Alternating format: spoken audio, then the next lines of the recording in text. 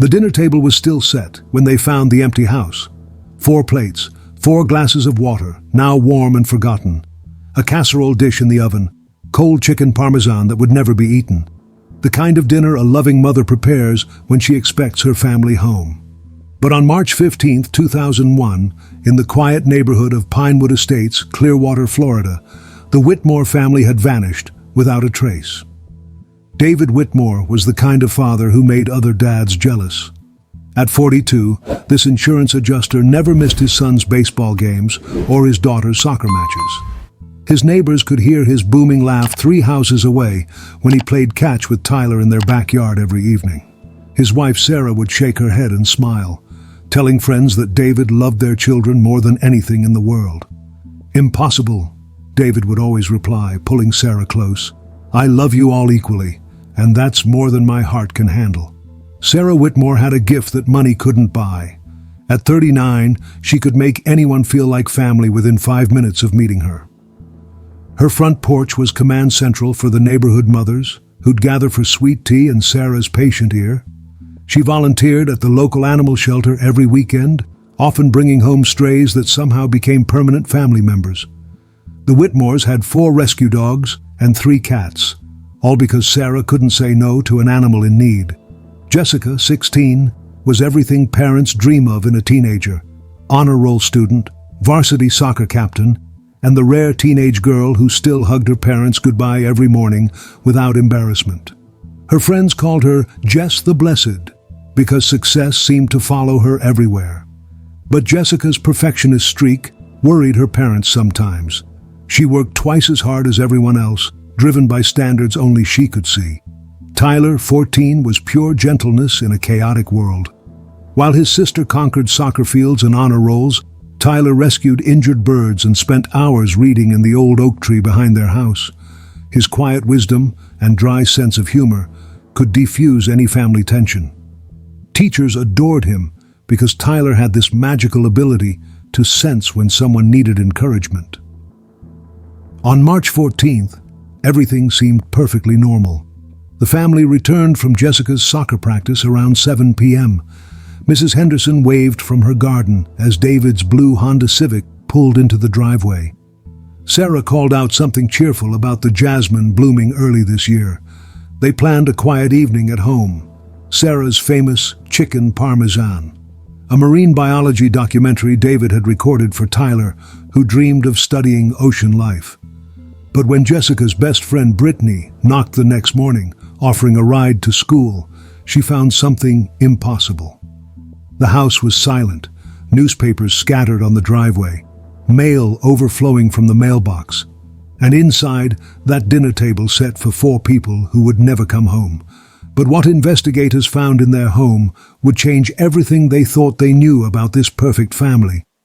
Detective Ray Morrison had seen missing persons cases that kept him awake at night, but walking into the Whitmore house felt different. Wrong, like stepping into a movie that stopped mid-scene. 20 years of police work teaches you to read a home story.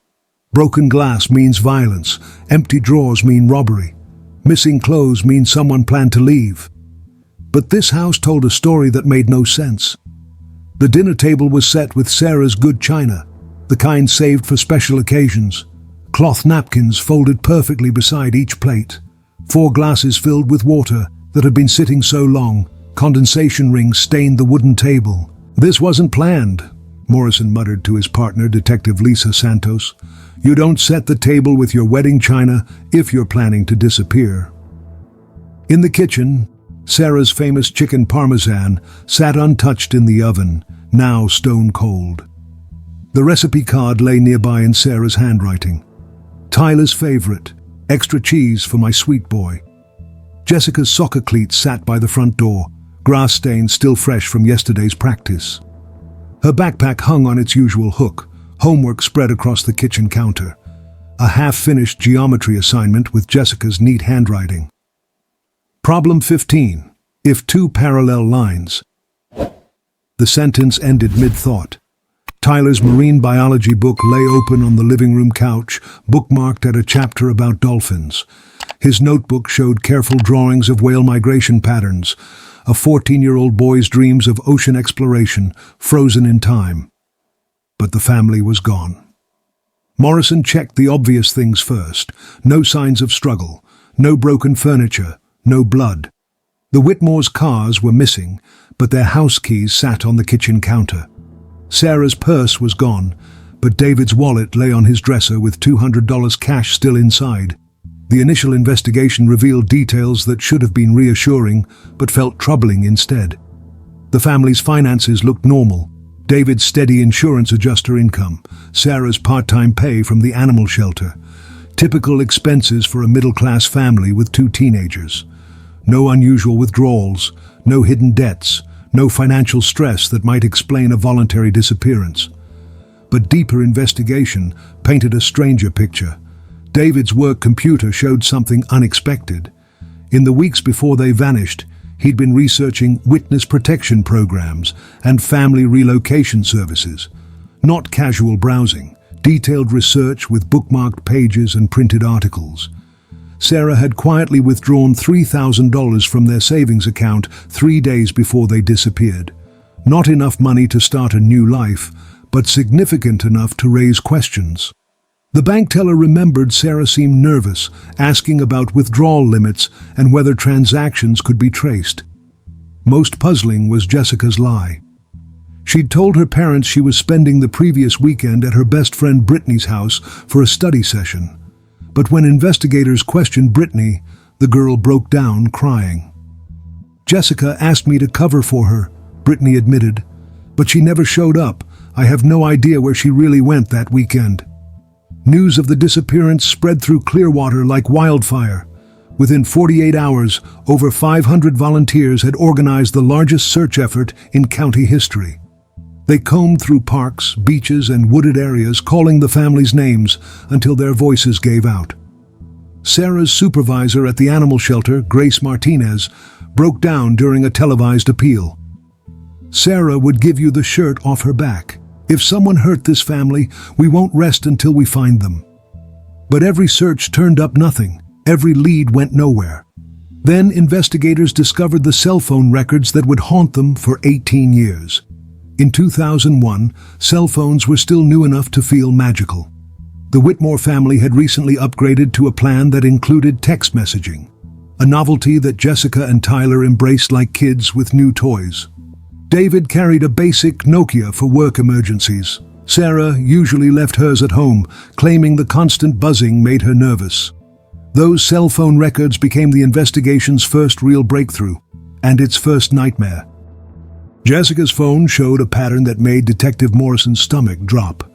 In the 3 weeks before the family vanished, she'd made dozens of calls to a number registered to someone named Marcus Chen in Miami. Long conversations, late-night calls that sometimes lasted hours. When investigators tracked down Chen, they found a 19-year-old college student who stared at them like they'd lost their minds. "Jessica Whitmore? Never heard of her," Chen insisted, genuine confusion written across his face. "Someone must have stolen my identity. I don't even know anyone in Clearwater." The text messages were worse. Jessica's final message, sent at 11:47 p.m. on March 14th, just hours before the family vanished, was chilling in its simplicity. "It's time. We have to go tonight. I'm sorry." But Tyler's phone records revealed something even more disturbing. The quiet, gentle teenager who rescued birds and dreamed of studying dolphins had been talking to someone called Ocean Explorer, 2001, through an early internet chat room dedicated to marine biology. Morrison had to bring in computer specialists just to access these primitive digital conversations. What they found made the detective wish he'd never looked. Tyler had been sharing everything: his family's daily routines, his father's work schedule, his mother's volunteer days at the shelter, Jessica's soccer practice times, even details about their upcoming family vacation plans. The conversation started innocently enough, 2 teenagers bonding over their love of ocean life, sharing facts about whale migration and coral reef ecosystems. But slowly, Ocean Explorer 2001 had steered the talks toward Tyler's family. "Your dad works late on Thursdays, right?" That's cool that your mom volunteers at the shelter. Does Jessica always have practice on weekdays? Your house sounds awesome. I bet you guys have the best family dinners. Tyler, trusting and eager to share his passion for marine biology, had answered every question. He'd painted a detailed picture of the Whitmore family's life for a stranger who seemed to care about dolphins and sea turtles. The final exchange, recovered from Tyler's computer at 6:23 p.m. on March 14th, showed a 14-year-old boy desperately trying to protect his family. Ocean Explorer, 2001. Your dad's working late tomorrow night, right? Perfect time for that beach trip we talked about. Tyler W. Wait, why do you need to know about my dad's schedule for a beach trip? Ocean Explorer, 2001. Just making sure we have plenty of time to look for specimens without interruptions. Tyler W. I never told you we were planning a beach trip tomorrow. I think I need to talk to my parents. Ocean Explorer, 2001. Tyler, you don't want to worry them unnecessarily. This is just between us ocean explorers, right? Tyler W. No, something's wrong. I'm telling them everything. The conversation ended there. Before diving deeper into this digital mystery, subscribe to 24 Hours True Crime and hit that notification bell. Only people who don't care about missing families won't. We're about to uncover secrets that will make you question everything you think you know about online safety. Morrison stared at those final messages and felt his 20 years of experience crumble. Jessica, the perfect honor student, had been secretly communicating with someone using a stolen identity. Tyler, the innocent marine biology enthusiast, had unknowingly provided a blueprint of his family's vulnerabilities to a predator. Both teenagers had realized the danger on the same night. Both had tried to warn their parents, but the truth about who these strangers really were would destroy everything investigators believed about the Whitmore family's disappearance. For 6 months, the Whitmore case consumed Detective Morrison's every waking moment. Dead ends, false leads, a community demanding answers he didn't have. By September 2001, the file had grown thick with witness statements that led nowhere and evidence that proved nothing. Then Tyler's science teacher walked into the police station with tears in her eyes and a terrible realization. Mrs. Patricia Patterson had taught 8th grade biology for 15 years. She'd seen thousands of students come and go, but Tyler Whitmore stuck with her, not just because of his gentleness or his passion for marine life, but because of the questions he'd started asking in those final weeks. I've been thinking about Tyler's last assignment, Mrs. Patterson told Morrison, her voice shaking. He was working on a project about ocean currents and marine ecosystems, but Detective, the questions he was asking weren't normal for a 14-year-old boy. She pulled out Tyler's research folder, saved from his locker after the disappearance. What Morrison saw made his blood turn cold. Mixed in with innocent research about dolphins and coral reefs were searches that no 8th grader should ever need to know. Tyler had researched body decomposition in salt water, how long before evidence disappears in ocean, and most chilling of all, what happens to families that know too much. I thought he was just being thorough, Mrs. Patterson whispered. Tyler always went deeper into projects than other kids. But now, Detective, I think he was trying to figure out how to hide something in the water, how to make sure it would never be found. Morrison's hands trembled as he read Tyler's handwritten notes. The boy had calculated ocean current patterns around the Florida coast. He'd researched the depth of water needed to prevent bodies from washing ashore. He'd even looked up decomposition rates in different water temperatures. This wasn't a school project. This was a 14-year-old boy trying to understand what might happen to his family. The revelation sent investigators racing back to Tyler's computer with new focus. What they discovered lurking in his browser history painted a picture that would haunt Morrison for the rest of his career. Hidden among Tyler's innocent searches for dolphin communication and marine biology colleges were desperate queries that told a different story. FBI witness protection. How does it work? Can police protect families from criminals? What to do if strangers know where you live? But the most heartbreaking search came from Tyler's final day of school, just hours before he disappeared. How to keep mom and dad safe when you made a terrible mistake. Meanwhile, A parallel investigation into Jessica's mysterious weekend disappearance was revealing an even darker truth. The Marcus Chen phone number that had appeared dozens of times in Jessica's call history finally led investigators to something that made Morrison question everything he thought he knew about missing teenagers. Marcus Chen wasn't a college student whose identity had been stolen. The number belonged to FBI agent Marcus Rivera, working undercover in a federal investigation that reached into multiple Florida counties. Jessica Whitmore, the perfect honor student and soccer captain, had been secretly meeting with federal agents investigating a massive insurance fraud scheme worth millions of dollars. And the connection was David's job. As an insurance adjuster, David had access to sensitive information about claims, settlements, and investigative procedures. Someone had been using that information to stage elaborate fake accidents and natural disaster claims, stealing millions from insurance companies across the Southeast.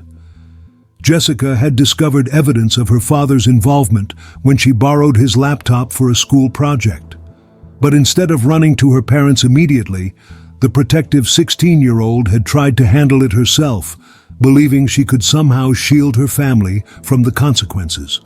Her secret weekend trip hadn't been to a party or to meet a boyfriend.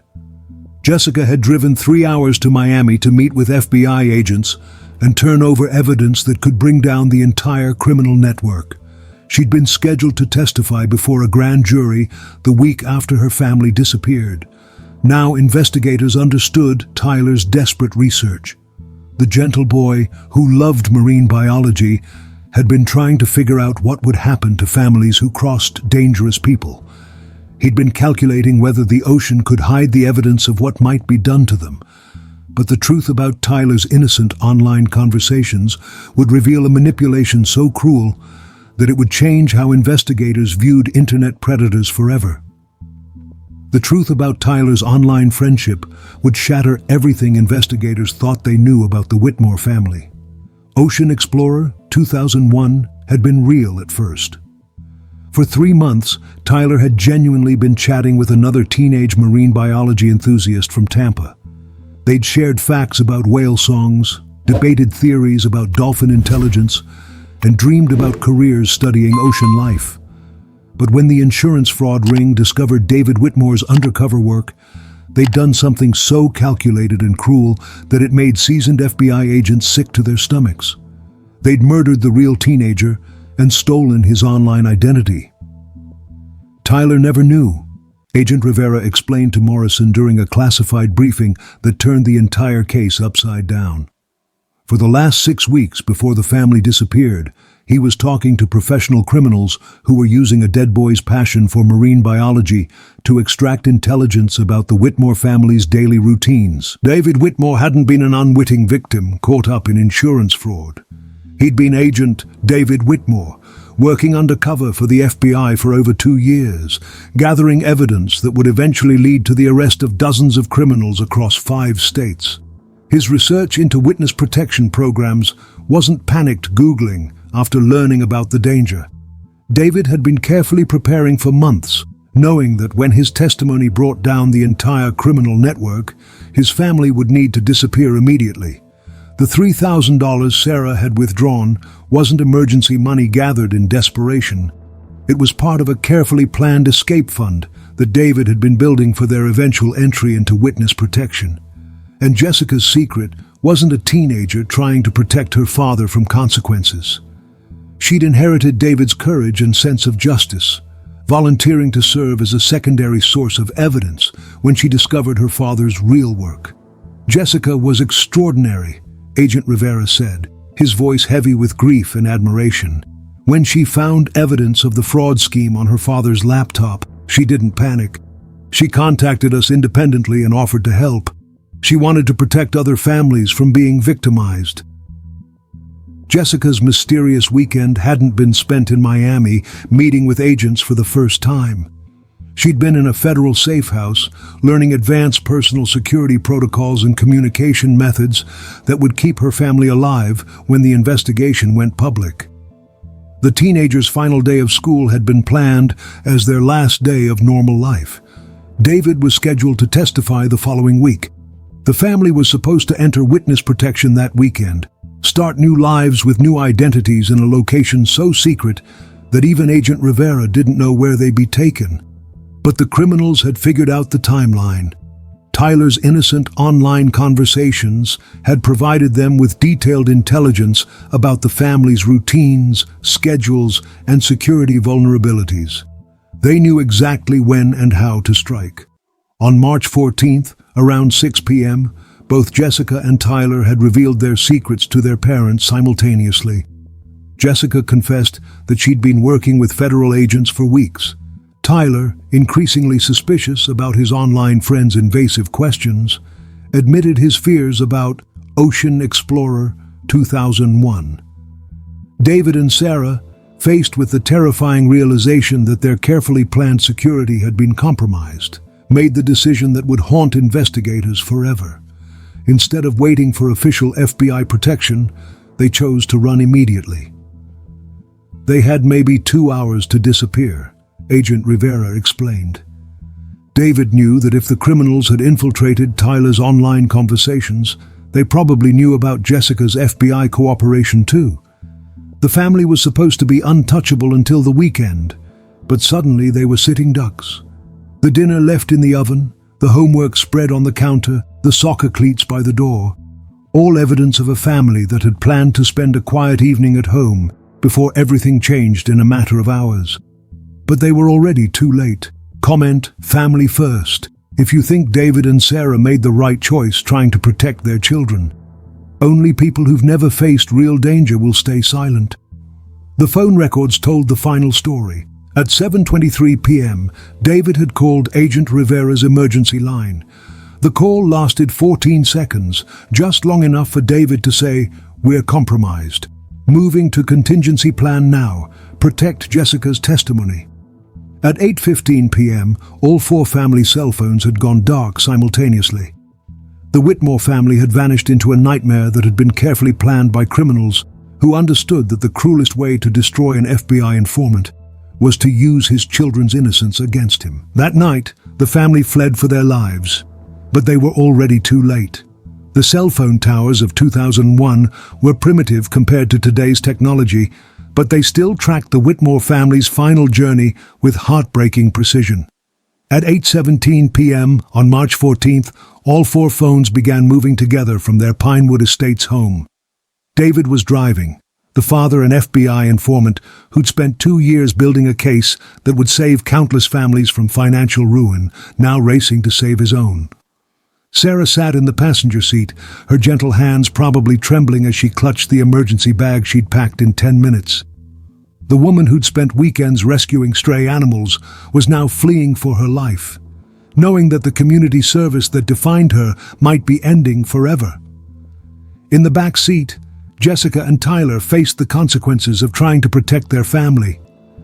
Jessica, the honor student who'd inherited her father's courage, had spent weeks learning how to disappear safely.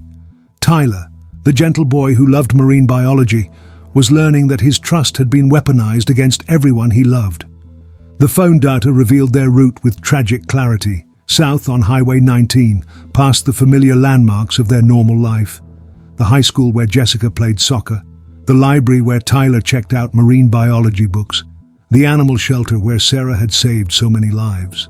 They drove past their old life toward an uncertain future that would never come. At 8:45 p.m., the phones showed a brief stop at a gas station 15 miles from home. Security cameras later revealed David pumping gas while constantly scanning the parking lot. Sarah had gone inside to buy snacks and bottles of water, the kind of normalcy you cling to when your world is collapsing. Jessica and Tyler stayed in the car, but witnesses reported seeing the teenagers hugging each other in the back seat. A 16-year-old girl comforting her younger brother, both of them understanding that their childhood had ended the moment they'd revealed their secrets. The whole family looked terrified, the gas station clerk later told investigators. The dad kept checking his watch and looking over his shoulder. The mom's hands were shaking when she paid for the water. I thought maybe they were running from an abusive husband or something. I almost called the police. If only she had. At 9:20 p.m., the phones turned west toward the coast, following increasingly remote roads that led away from civilization. David was heading for the emergency rendezvous point, a location only he and Agent Rivera knew about, where FBI protection was supposed to be waiting. But the criminals had been tracking them using Tyler's phone. The innocent conversations about marine biology had included enough details about the family's emergency plans for the fraud ring to predict exactly where they'd run when their cover was blown. At 10:15 p.m., all 4 phones showed a sudden change in direction. Instead of continuing toward the FBI safe location, they turned north on a road that led to nowhere except isolated stretches of Florida coastline. This was the moment investigators knew the family had been intercepted. David's final call to Agent Rivera came at 10:18 p.m. Background noise suggested he was no longer driving. Voices could be heard, voices that didn't belong to the Whitmore family. "Rivera," David had whispered into the phone, his voice barely audible. "They got us. Honeymoon Island area. Jessica's testimony. Make sure it..." The call ended abruptly. At 11:52 p.m., all 4 Whitmore family phones transmitted their final signals from a cell tower near Honeymoon Island State Park. The remote location was perfect for what the criminals had planned. Isolated beaches where screams couldn't be heard, deep water where evidence could disappear forever. Then something extraordinary happened. At 12:07 a.m., 15 minutes after her family's phones went silent, Jessica's phone came back online. The GPS data showed her phone moving north along the coast at high speed, traveling through small fishing communities that dotted the shoreline. For 3 hours, Jessica's phone traced a desperate journey through the darkness. Hit like if you think Jessica showed incredible courage trying to get help. Only people who've never fought for their family won't. She was running. The 16-year-old honor student and soccer captain who'd volunteered to help the FBI was now racing through the night, probably injured, definitely terrified, trying to reach help before it was too late to save her family. The phone data showed brief stops in tiny coastal towns, maybe Jessica trying to find someone awake at 2 a.m. who would believe an impossible story about insurance fraud and murder. Maybe she was looking for police or a Coast Guard station, or just someone with a phone who could call for help. Her final transmission came at 3:43 a.m. from near Cedar Key, more than 60 miles from where her family's phones had died. The small fishing community was home to a Coast Guard auxiliary station. Jessica had made it to help, but for her family, it was already too late. For 18 years, the Whitmore case haunted everyone who touched it. Detective Morrison retired in 2010, never having found the family he'd searched for so desperately. His final case report read like a confession of failure. Despite extensive investigation, the whereabouts of the Whitmore family remains unknown. This case will forever represent the limitations of our investigative capabilities. The family's house sat empty for 3 years before the bank finally foreclosed. New families moved into Pinewood Estates, but neighbors would point to the Whitmore home and whisper the story to newcomers. Children grew up hearing tales about the perfect family that vanished in the night, the way other kids heard ghost stories. Jessica's soccer number was retired at Clearwater High School. Tyler's favorite spot in the old oak tree became an unofficial memorial where students would leave marine biology books and drawings of dolphins. But as years passed, fewer people remembered why. The case file passed through multiple hands as the sheriff's department reorganized. Young detectives would flip through the thick folder, shake their heads at the dead ends, and move on to cases they actually had a chance of solving. The Whitmore family became a cautionary tale about investigations that consume careers and destroy departments' reputations. Only one person refused to let them fade into history. Sarah's sister Margaret drove from Georgia to Clearwater every March 15th for 18 years. She'd walk through the neighborhoods where Sarah had volunteered, visit the high school where Jessica and Tyler had been students, and sit in the animal shelter where Sarah had saved so many lives. They were good people, Margaret would tell anyone who'd listen, her voice growing older and more fragile each year. Whatever happened to them, they didn't deserve it, and they deserve to be found. By 2019, even Margaret's annual pilgrimages had started drawing fewer curious onlookers. The local newspaper stopped covering her visits. The case that had once commanded front-page headlines had shrunk to a few sentences in cold case summaries that nobody read. The Whitmore family was becoming a footnote in Florida criminal history, 4 names in a database of unsolved disappearances that grew longer every year. Detective Morrison, now in his 70s and battling diabetes, still drove past Honeymoon Island sometimes. He'd park at the same spot where the family's phones had gone silent and wonder what he'd missed. What clue had he overlooked? What question had he failed to ask? He never stopped believing they were out there somewhere. The truth was closer than anyone imagined, buried in digital data that 2001 technology couldn't access. But 2019 algorithms could decode with surgical precision. Then Detective Maria Vasquez opened a file that had been gathering dust for 18 years, and everything changed. The case remained cold until 2019, when advances in cell phone data analysis finally provided the breakthrough investigators had been hoping for. Detective Maria Vasquez specialized in cold cases that other investigators had given up on. She'd built her reputation by solving impossible puzzles using modern technology to reanalyze old evidence. When she took over the Pinellas County Cold Case Unit in 2019, the Whitmore file was the first one she pulled. 18 years is a long time in technology years, Vasquez explained to her team. What we couldn't see in 2001, we can see clearly now. The primitive cell phone towers of 2001 had limited range and accuracy. Back then, investigators could only track phones to general areas, maybe within a few miles. But by 2019, advanced algorithms and mapping software could analyze that same data with precision that would have seemed like magic to Detective Morrison. Vasquez fed the Whitmore family's final phone data into cutting-edge analysis software used by federal agencies to track international criminals. What the computers revealed had been hidden in plain sight for 18 years.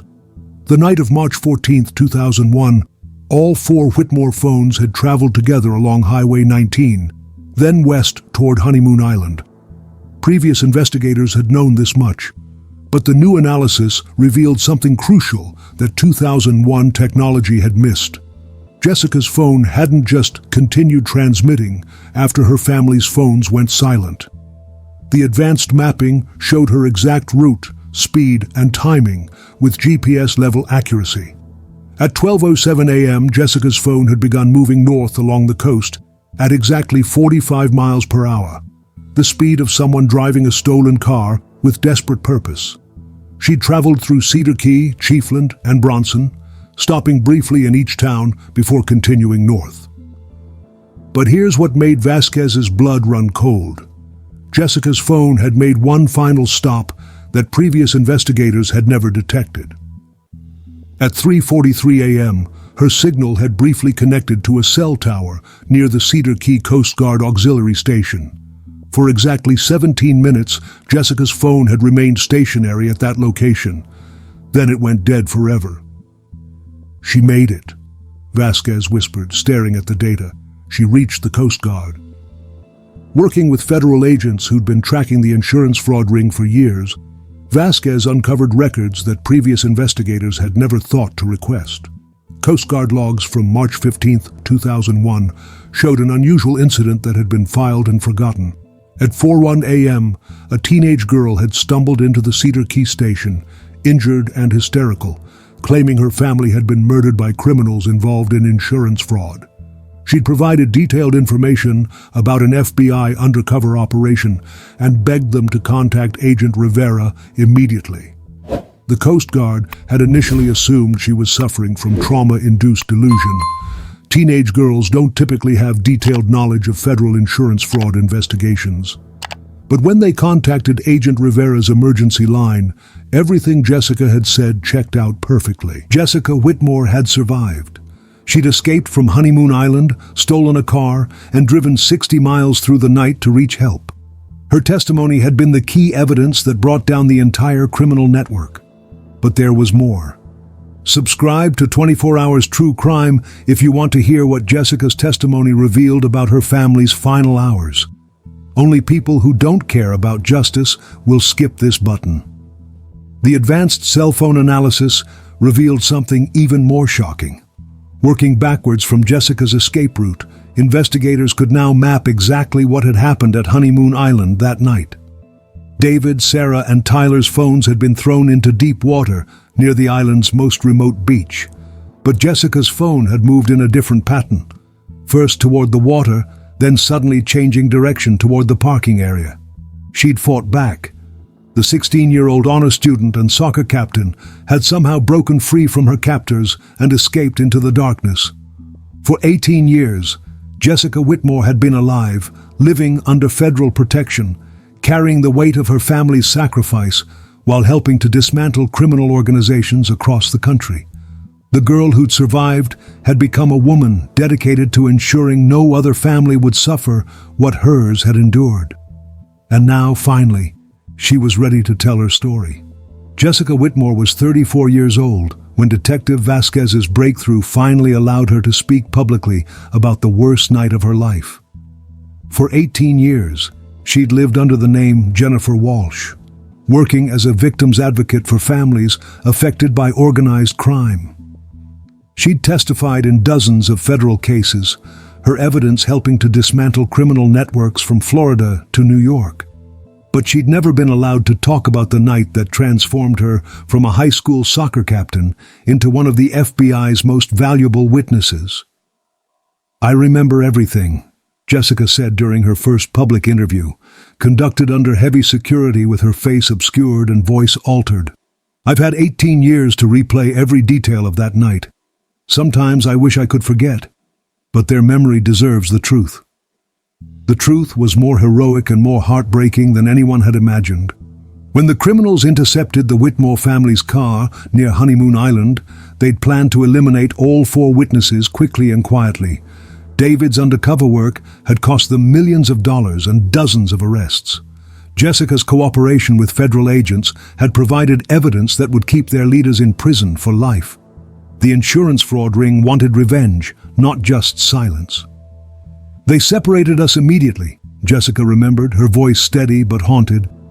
"Dad kept trying to negotiate, telling them he'd stop cooperating if they let us go. Mom was begging them to take her instead of Tyler and me.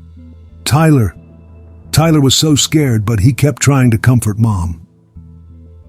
David Whitmore's final act as an FBI agent was giving his daughter the tools she needed to survive. While pretending to cooperate with their captors, he'd quietly passed Jessica the emergency GPS beacon he'd carried for 2 years.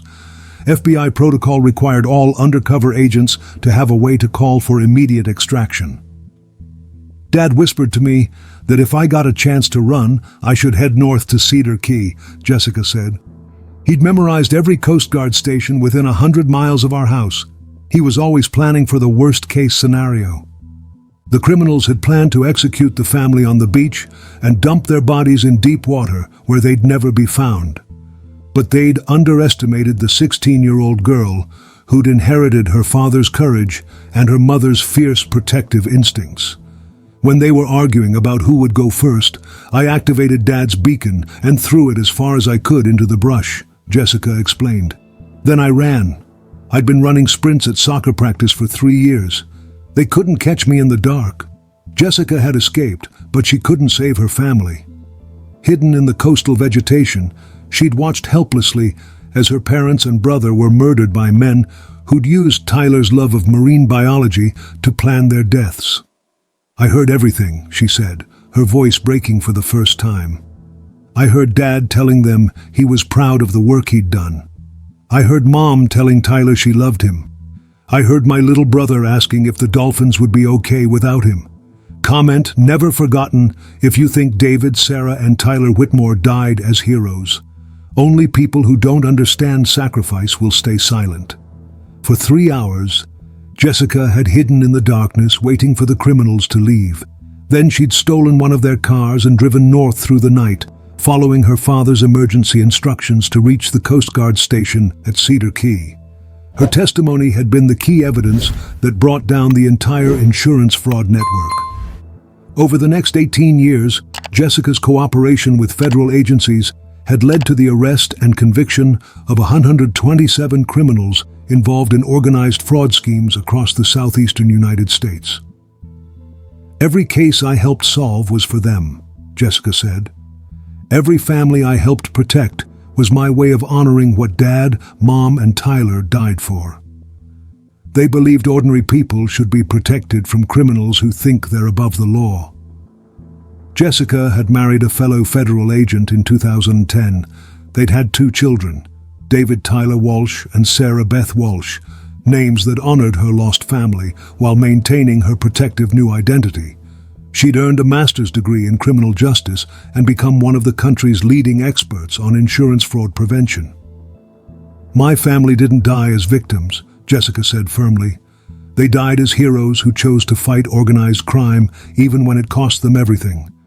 Tyler's gentleness, Mom's compassion, Dad's courage, those things didn't die that night. They live on in every family we've protected since then." In 2020, using Jessica's testimony and evidence gathered over 2 decades of investigation, federal prosecutors finally closed the case that had started with her family's sacrifice. On March 15, 2021, 20 years to the day after the Whitmore family disappeared, Clearwater held a memorial service that transformed grief into celebration. The service wasn't for victims, it was for heroes. Jessica stood at the podium where her face had once appeared on missing person posters, no longer hiding behind federal protection. The insurance fraud network that had murdered her family was completely dismantled. The last of their leaders had died in federal prison the previous year. She was finally free to honor them publicly. "My parents and brother were heroes who died protecting our community from people who thought they were above the law," Jessica told the crowd of over 500 people. "Tyler was the gentlest person I ever knew, but he was also braver than he realized when he tried to warn us about the danger. Mom and Dad taught us that doing the right thing sometimes means making sacrifices." The community had spent 20 years believing the Whitmores were victims of a senseless crime. Learning they were actually FBI heroes who died fighting organized crime changed everything. Clearwater High School established the Tyler Whitmore Marine Biology Scholarship, helping students pursue careers studying ocean life. The animal shelter where Sarah had volunteered created a memorial garden where her favorite flowers bloom every spring. Local insurance agencies funded the David Whitmore Fraud Prevention Center, which has saved Florida families over $50 million in prevented scams.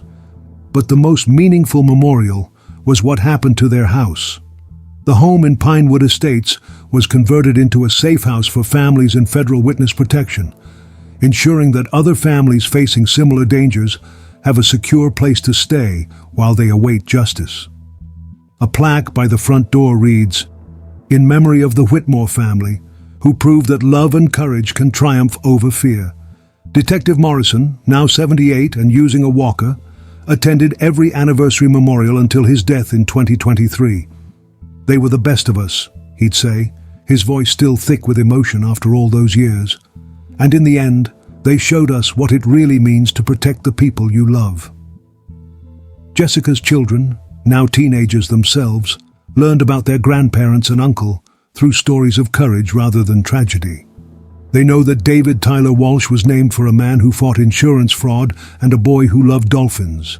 They know Sarah Beth Walsh carries the name of a woman who rescued animals and sacrificed everything to protect her community. "I want people to remember that ordinary families can do extraordinary things when they choose to stand up for what's right," Jessica said at the 2021 memorial. "My family wasn't special because they were perfect. They were special because when they discovered injustice, they chose to fight it even when the cost was everything they loved." Today, Jessica continues her work as a federal consultant on organized crime prevention. Her impact on the fight against criminal networks has saved countless families and prevented millions of dollars in fraud. She is, in every sense, her parents' daughter and her brother's sister, Proof that love and courage can survive even the darkest nights. Subscribe to 24 Hours True Crime if you believe ordinary people can be heroes. Share this story if you think families like the Whitmores deserve to be remembered. Only those who don't believe in justice will stay silent. The Whitmore case stands as a testament that justice may come late, but it never truly dies. And sometimes, the greatest act of love is the willingness to sacrifice everything to keep others safe. Final message: love conquers fear, courage defeats evil. And heroes can come from the most ordinary places when good people choose to stand up against those who prey on the innocent.